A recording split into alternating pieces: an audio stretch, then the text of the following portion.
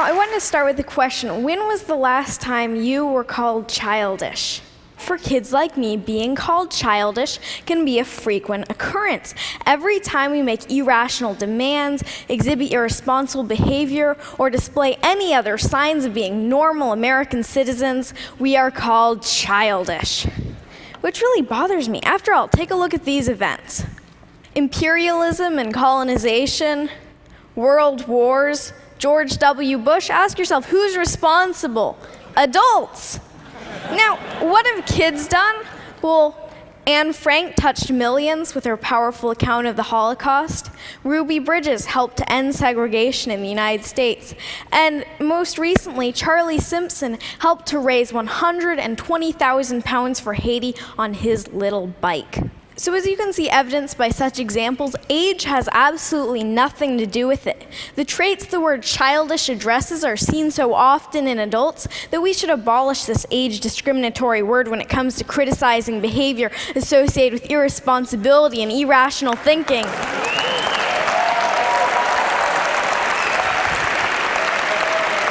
Thank you. Then again, who's to say that certain types of irrational thinking aren't exactly what the world needs? Maybe you've had grand plans before, but stopped yourself thinking, that's impossible, or that costs too much, or that won't benefit me. For better or worse, sweet kids aren't hampered as much when it comes to thinking about reasons why not to do things. Kids can be full of inspiring aspirations and hopeful thinking, like my wish that no one went hungry or that everything were free, kind of utopia. How many of you still dream like that and believe in the possibilities? Sometimes a knowledge of history and the past failures of utopian ideals can be a burden, because you know that if everything were free, then the food stocks would become depleted and scarce and lead to chaos.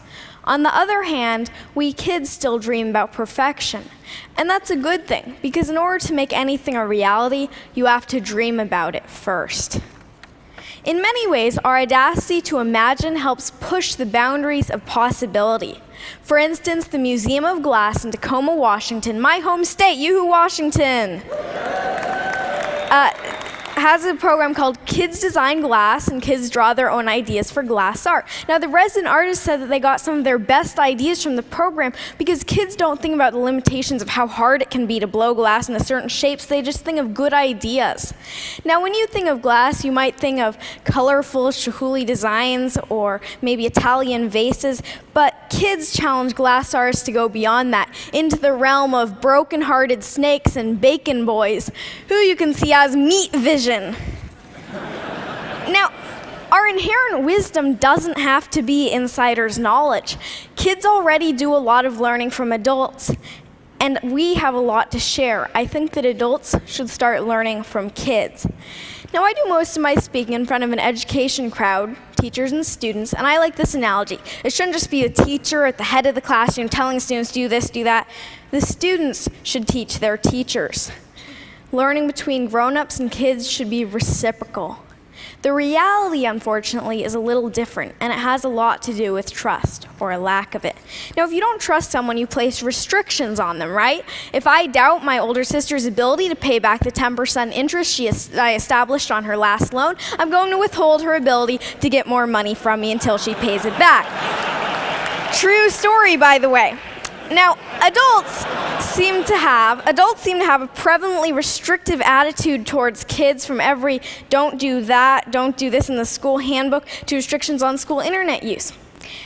As history points out, regimes become oppressive when they're fearful about keeping control. And although adults may not be quite at the level of totalitarian regimes, kids have no or very little say in making the rules, when really the attitude should be reciprocal, meaning that the adult population should learn and take into account the wishes of the younger population. Now, what's even worse than restriction is that adults often underestimate kids' abilities. We love challenges, but when expectations are low, trust me, we will sing to them. My own parents had anything but low expectations for me and my sister. Okay, so they didn't tell us to become doctors or lawyers or anything like that, but my dad did read to us about Aristotle and pioneer germ fighters when lots of other kids were hearing the wheels on the bus go round and round. Well, we heard that one too, but pioneer germ fighters totally rules.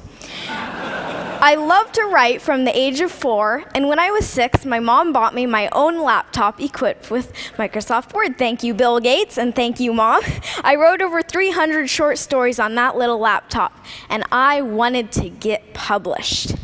Instead of just scoffing at this heresy that a kid wanted to get published or saying, wait until you're older, my parents were really supportive. Many publishers were not quite so encouraging. One large children's publisher ironically saying that they didn't work with children. Might want to, children's publisher not working with children, I don't know, you're kind of alienating large client there.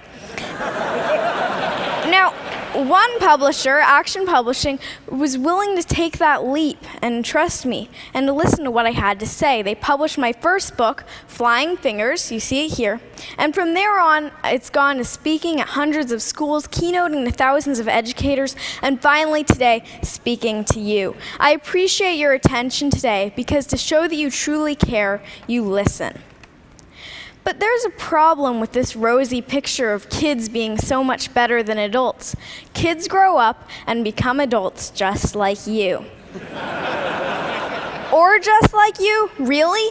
The goal is not to turn kids into your kind of adult, but rather better adults than you have been, which may be a little challenging considering your guys' credentials.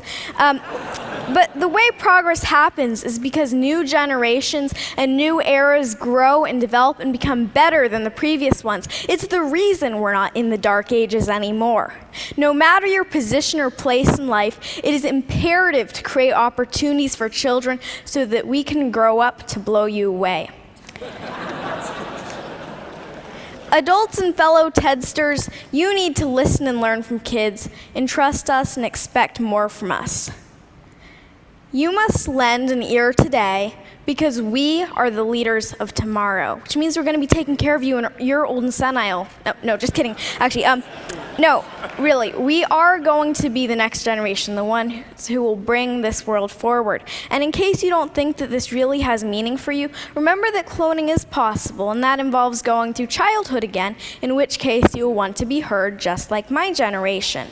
Now, the world needs opportunities for new leaders and new ideas. Kids need opportunities to lead and succeed. Are you ready to make the match? Because the world's problems shouldn't be the human family's heirloom. Thank you.